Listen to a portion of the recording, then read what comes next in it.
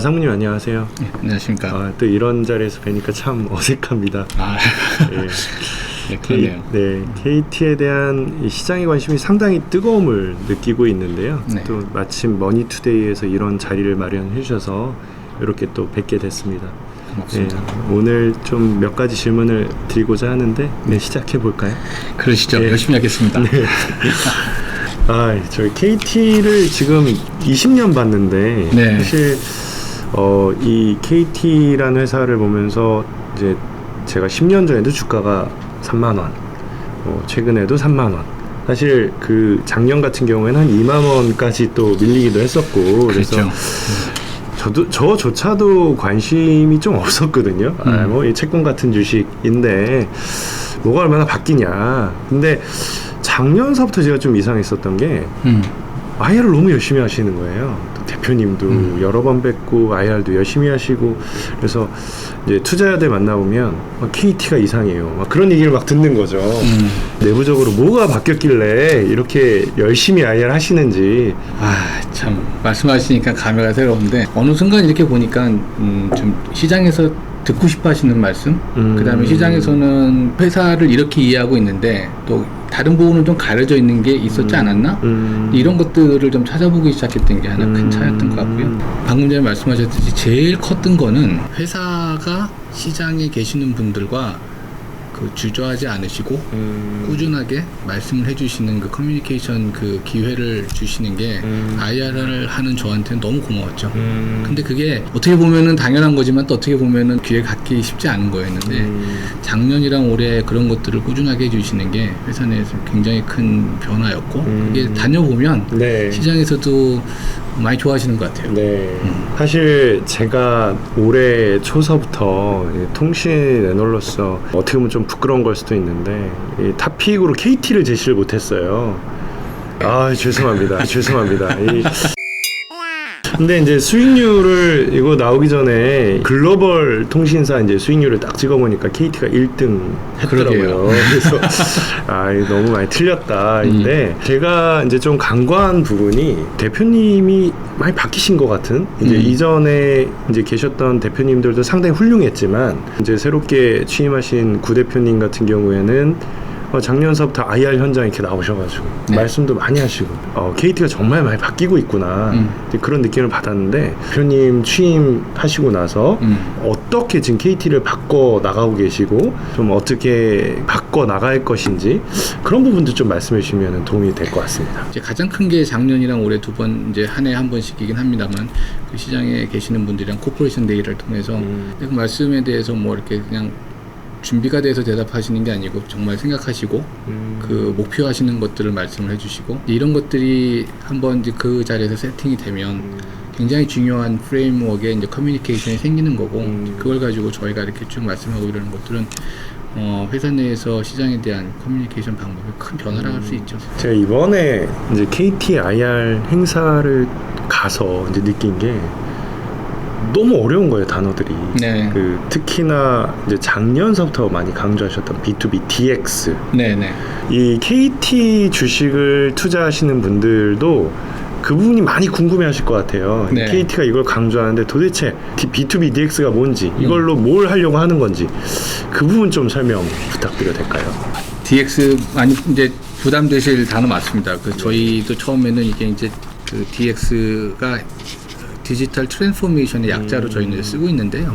지점 간의 네트워킹을 통해서 이 정보도 왔다 갔다 하고 또 온라인으로 관리도 해야 되고, 또 하나는 이걸 가지고 이제 그 사업을 하는데 또 고객에 대한 또 이 체계도 만들어줘야 되고, 그렇게 해서 들어오는 것들이 데이터가 쌓여서 또 경영에 참고해야 되고, 이런 일련의 디지털화되는 거에 대해서 이제 그걸 안 하면은 경쟁에 뒤처진다, 이런 생각들을 많이 하시는데, 우리가 이런 얘기하면은 대기업들은 그런 거 당연히 하겠지라고 하지만 그런 것들을 막상 시작하려고 그러면 안 하다 하려고 그러면 굉장히 막막한 부분이 많아요.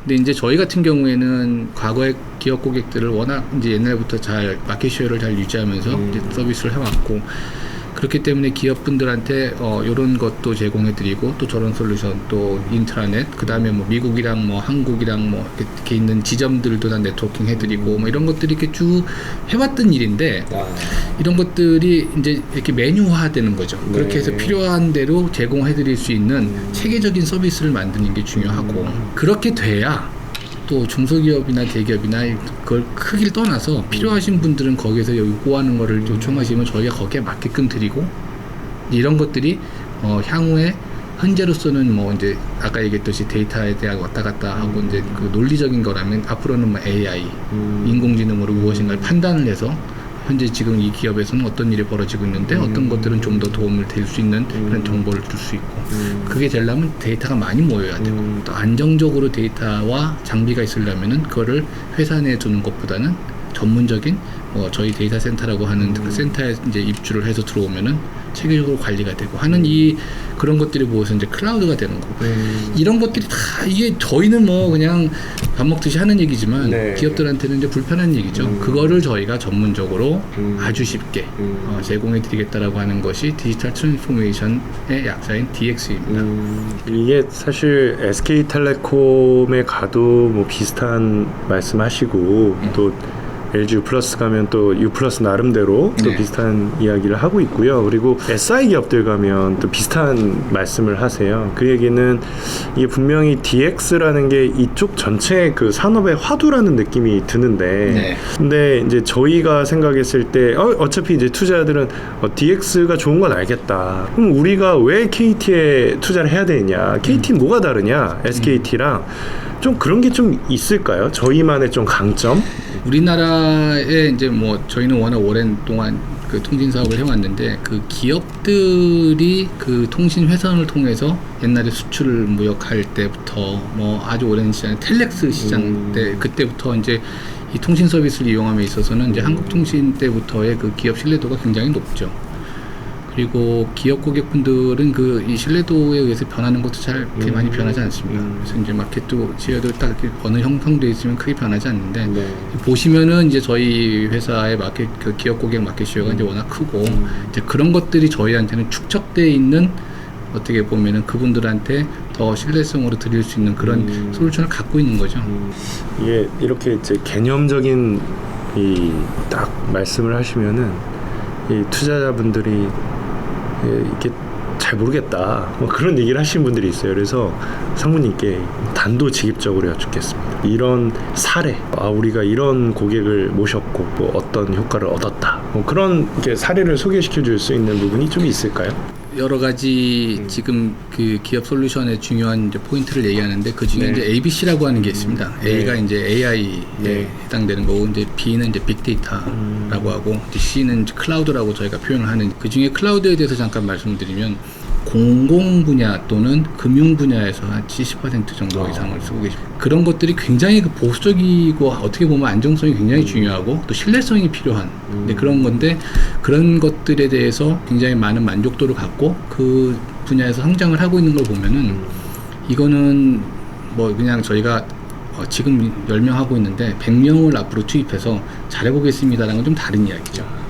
그래서 그런 것들이 뭐 어느덧 저희가 국내에서 얘기하는 그 클라우드 1위 사업자고 네. 그 금융 같은 경우에는 굉장히 어려운 사실은 선택인데 맞아요. 그런 것들이 이제 저희 고객이 돼서 계속 확장되는 거 보면 이런 것들이 차이가 있는 거구나라는 생각을 하게 되죠. 네, 이게 DX에서 이 KT의 경쟁력이 굉장히 뛰어나다. 뭐 그렇게 정리를 할 수 있겠습니다. 사실 최근에 그 뉴스를 보면 이 KT가 통신사가 아니에요. 그래서 지금도 이제 DX 말씀을 하셨지만 이게 또 미디어 쪽에서 또 KT 이야기가 많이 나오거든요. 네. 뭐 또 최근에는 뭐 스튜디오 지니라는 법인을 만들기도 하고 뭐 드라마를 제작한다 뭐 이런 얘기까지 나오는데 이게 도대체 어떤 일이 벌어지고 있는 겁니까 이 안에서? 저도 이렇게 보면서 격세지감을 느끼는데요. 네.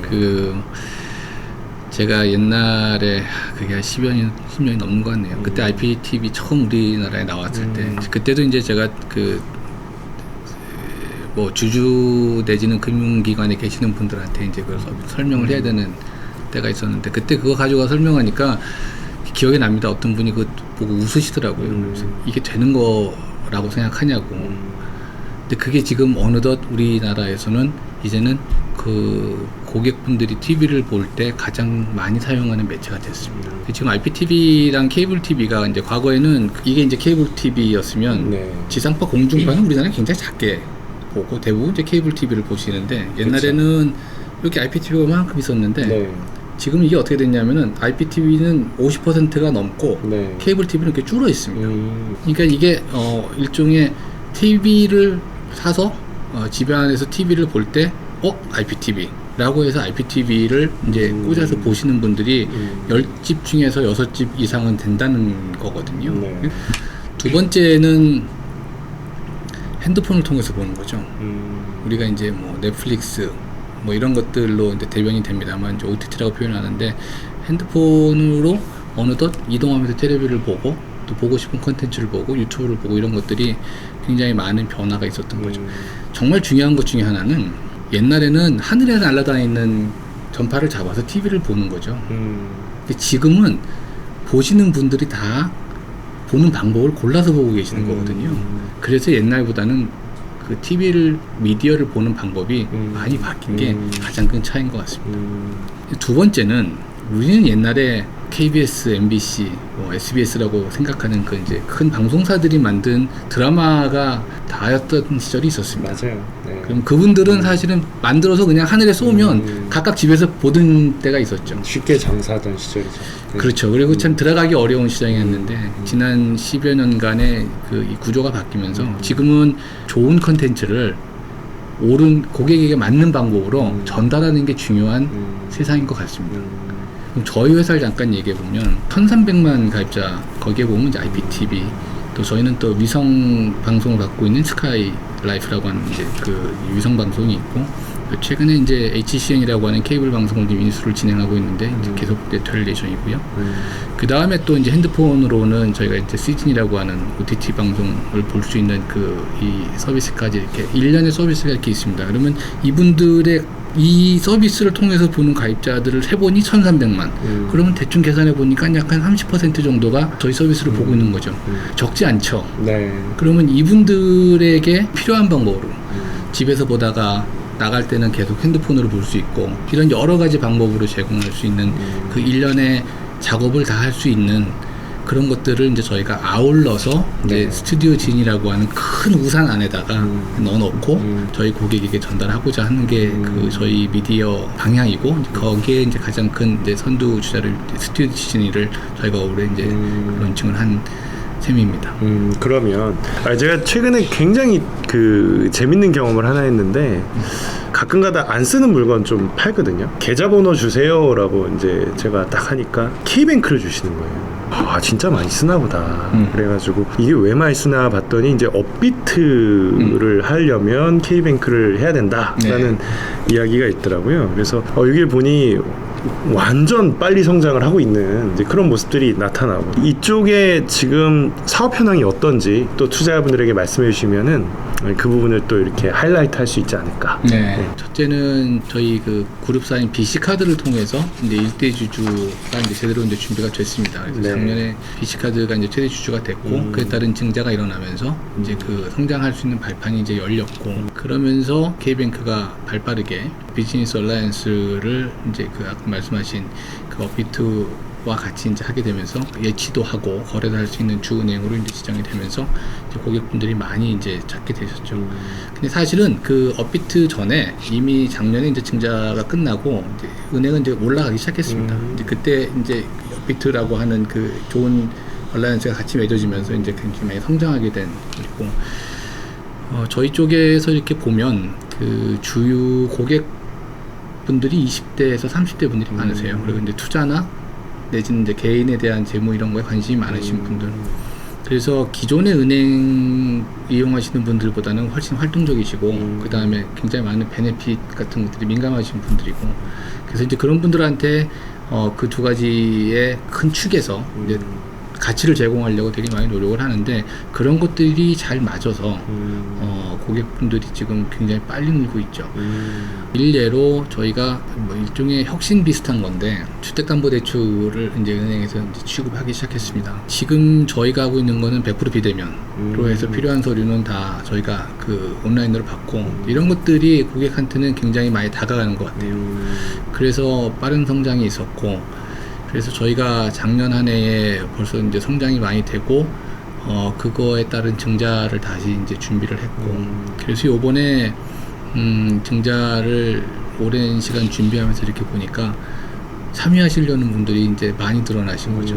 그래서 올해 1.2조에 이제 증자를 추가를 하게 돼서 이제 2.15조죠. 그러니까 아마 지금 국내 이제 인터넷뱅크 그 중에서는 가장 많은 자본금이 이제 쌓였는데 그 증자에 참여하신 분들도 작년에 비해서는 한 30% 정도 그 프리미엄이 있는 상태에서 증자를 하셨어요. 이런 것들이 성장에 대한 가능성, 그 다음에 눌려있던 사업이 이제 성장을 했을 때 이게 그냥 가다가 쓰는 게 아니고 꾸준히 갈 것이다라고 하는 그런 그 신뢰 이런 것들이 이제 밑바탕이 되지 않았나 싶고 저희 입장에서 굉장히 다행이죠. 근데 이거 가지고 이제 저도 투자자분들 만나서 이런저런 이야기 나누다 보면 이런 공격이 들어오는 거예요. 이 업비트 때문에 성장한 거 아니냐. 그럼 반대로 암호화폐 시장 죽으면 어떻게 할 건데 이런 식으로 또 공격을 하시거든요. 네. 선생님 어떻게 방어하실 수 있겠습니까?